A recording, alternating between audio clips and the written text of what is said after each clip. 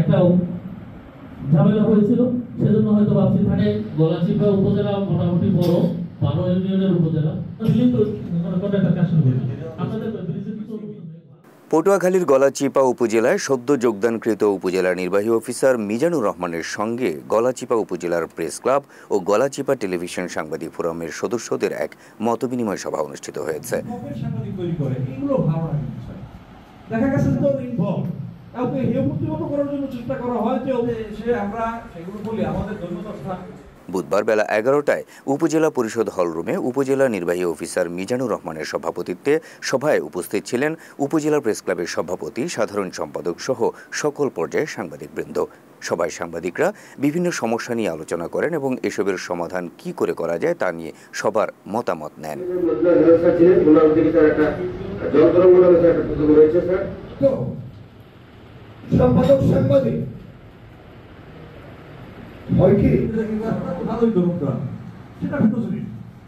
অতিরিক্ত সাংবাদিকতা যারা করেন তাদেরকে যুক্তিবাদ দেওয়া উচিত।